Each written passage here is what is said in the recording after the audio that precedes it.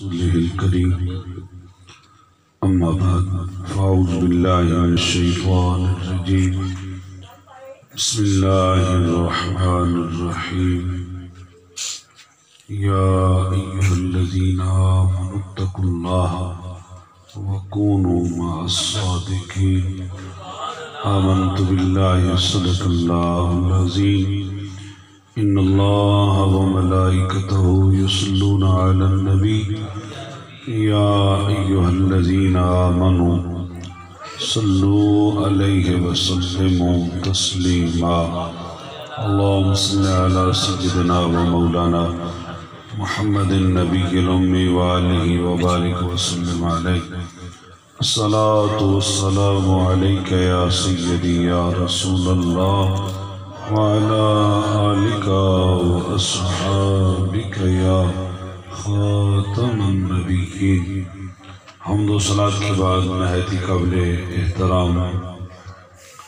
علماء کرام ثناخان مصطفیٰ قابل صد احترام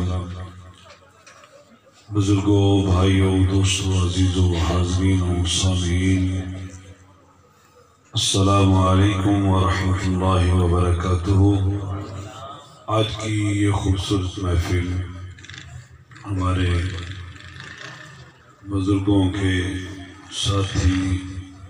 اور حضور جانی کائنات صلی اللہ علیہ وآلہ وسلم کی نعت شریف پڑھنے والے بابا محمد شفیع مرحوم مغفور، اللہ پاک ان کے درجات کو بلند فرمائے اور ان کے ان صاحبزادگان کو اللہ پاک اسی صراط مستقیم والے راستے پہ رکھے، اپنے کریم لجپال آقا صلی اللہ علیہ وآلہ وسلم کی محبت اور غلامی میں ہی ان کی زندگیاں بھی بسر ہوں۔ میں آج کی اس خوبصورت محفل کے انعقاد کرنے پر انہیں مبارکباد پیش کرتا ہوں اور مرکزی میلاد کمیٹی کے سبھی دوستوں کو بھی مبارکباد پیش کرتا ہوں۔ ذہن اتنا الجھ گیا، یہ بھی قاری ظفر صاحب نے جو کلام کے اشعار پڑھے تو پتہ نہیں کہاں کہاں ذہن چلا گیا۔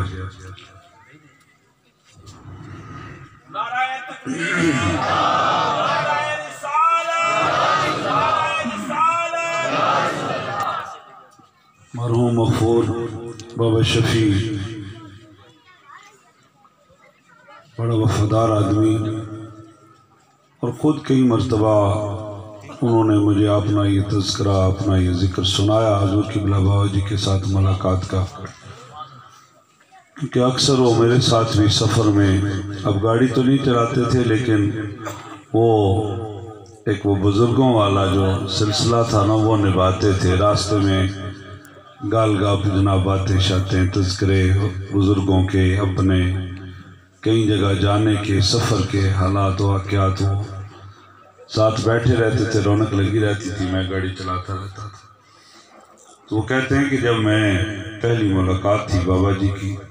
مجھے سید پور سے پیغام آیا صاحب کا، ملک مشتاق صاحب حیات ہیں، اللہ پاک انہیں صحت والی عزت والی زندگی عطا فرمائے، انہوں نے پیغام دیا کہ تمہیں حضرت صاحب یاد کر رہے ہیں سید پور میں اس وقت۔ تو بھئی میں صبح اٹھا، غسل کیا، اور یہ ان کی زبانی ہے، میں اپنی بات نہیں کر رہا۔ فرماتے ہیں کہ نہ اس وقت داڑھی تھی، نہ ہی نماز تھی، نہ ہی نعت والا کوئی سسٹم تھا، سگریٹ میں پیتا تھا، تو وہ سن رکھا تھا کہ حضرت صاحب اس کے خلاف ہے۔ راستے میں پیدل گیا، سید پر پہنچا تو وہ سگریٹوں والی ڈبی جو ہے وہ گیٹ سے باہر ہی ایک پودے میں نے وہ تو چھپا کے رکھ دی۔ اندر جب گیا صاحب نے بڑی شفقت فرمائی، ملے، چائے وغیرہ دی، تو فرمانے لگے میں نے یار جانا ہے کہیں، تو گاڑی چلانے کے لیے بندہ کوئی نہیں ملا، تو ملک صاحب نے تیرا بتایا، تو میرے ساتھ اگر تو سفر کر سکے تو میرے ساتھ چل، تو دو باتیں یاد رکھنا، ایک جھوٹ نہیں بولنا، دوسرا نماز نہیں چھوڑنا۔ اگر یہ دو چیزیں تجھے قبول ہیں تو میرے ساتھ چل، بابا شفیع فرماتے ہیں کہ میں نے عرض کیا بے حضور یہ دو ہی کام بڑے ڈھڑے لیکن آپ کی نگاہ ہوگی تو انشاءاللہ کام پار ہو جائے گا۔ آپ فرماتے ہیں کہ بس پھر حضرت صاحب کے ساتھ سفر کا سلسلہ شروع ہو گیا، کئی کئی دن کئی کئی راتیں سفر میں گزری۔ حضرت صاحب کو دیکھنا کہ وہ وضو میں ہی ہوتے تھے، اور جب کہیں کوئی وقت ملنا تو آپ نے تازہ وضو فرمانے کے لیے واش روم وغیرہ جانا، تو نماز کی عادت پڑ گئی حضرت صاحب کے ساتھ۔ تو پھر فرماتے ہیں کہ داڑھی شریف بھی آ گئی،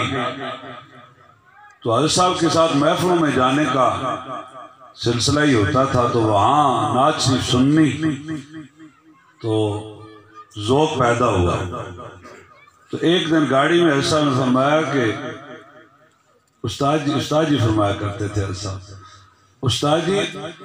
تسی بھی کو نعت شریف یاد کرو نا، نال بھی بہندے ہو تو پڑھیا کرو۔ فرماتے ہیں کہ بس پھر ذوق پیدا ہوا، نعت شریف شروع کی پڑھنی، تو بس پھر وہ ان کی نعت شریف پڑھنی آپ احباب کے سامنے ہے، آخری دم تک پھر سرکار کا ہی ذکر رہا، اور پھر 5 وقت کی نماز تک کی بات ہی نہیں رہی،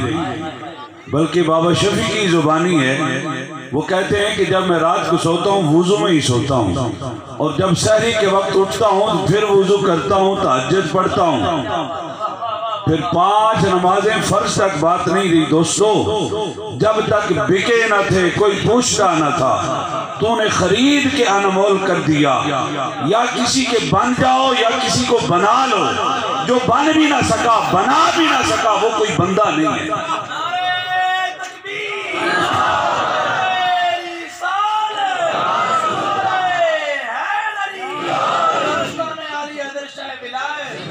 پھر آپ کی یہ جامعہ غوثیہ مسجد بھی گواہ ہے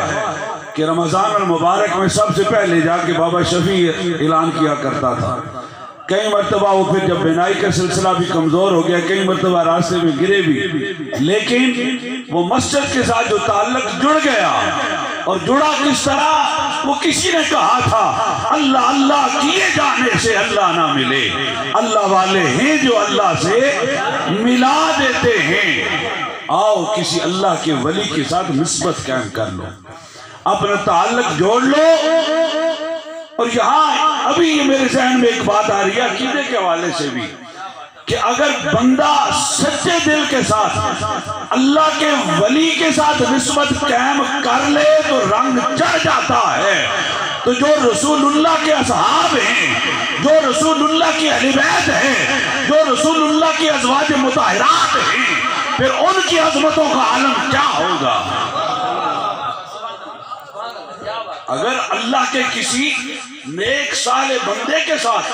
نیت صاف کر کے برتن صاف کر کے بندہ جڑ جائے تو نجاست دور ہو جاتی ہے، ناپاکی دور ہو جاتی ہے، طہارت آ جاتی ہے۔ جس طرح مالک نے فرمایا یا ایھا الذین آمنوا اتقوا اللہ، اے ایمان والو اللہ سے ڈر جاؤ،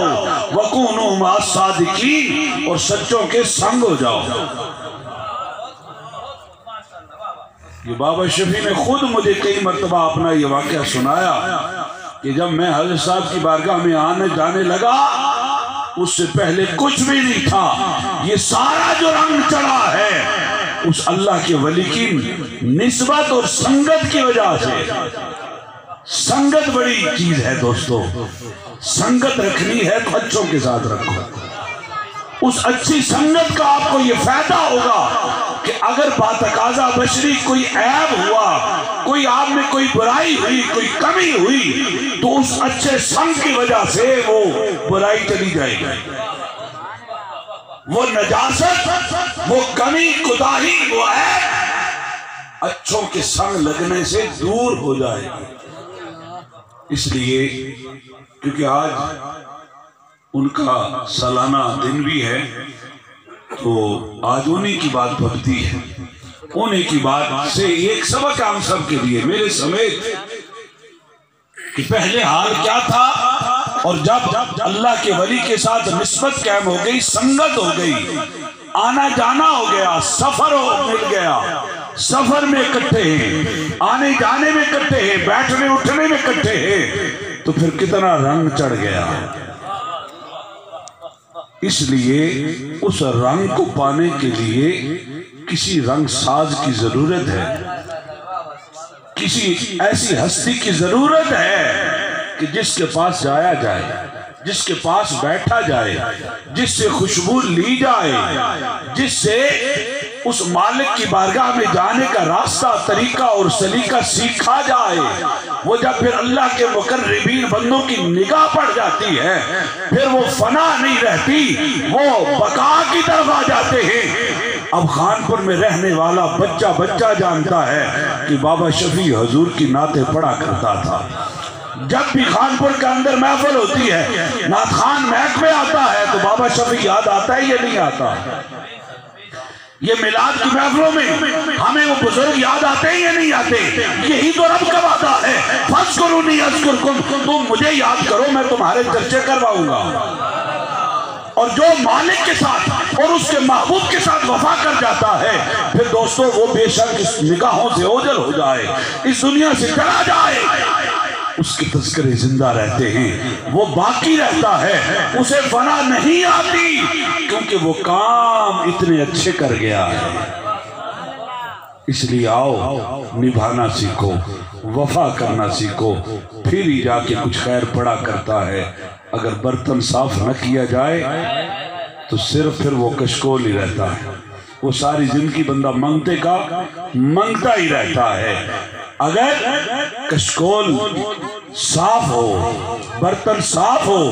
پھر بندہ کسی اللہ کے پیارے بندے کے پاس جائے تو پھر خیر پڑ جاتا ہے، پھر برکت آ جاتی ہے، پھر رنگ چڑھ جاتا ہے، پھر وہ راستہ مل جاتا ہے، پھر وہ در مصطفیٰ تک پہنچ جاتا ہے۔ آؤ اپنے آپ کو پاک کریں، ہم اپنے اس کاسے کو پاک کریں، ہم اس اپنے اندر کے برتن کو پاک کریں جس کے اندر بے حیائی آ گئی ہے، جس کے اندر منافقت آ گئی ہے، جس کے اندر حسد آ گیا ہے۔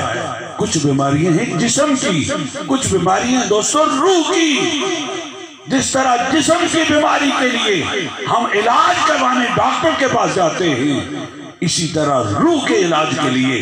ہمیں کوئی روح کا علاج کرنے والا معالج چاہیے۔ وہ اللہ کا کوئی مقرر بندہ ہوگا، وہ کوئی نیک و صالحین میں سے ہوگا جو آپ کے روح کی اس بیماری کو ہو کی ضرب سے اور اللہ کے محبوب کے ذکر سے اور اس طریقے سے جو در مصطفیٰ سے اس امت کو ملا ہے، وہ علاج، وہ شفا، وہ دوائی اللہ والوں کے ڈیرے سے ملے گی۔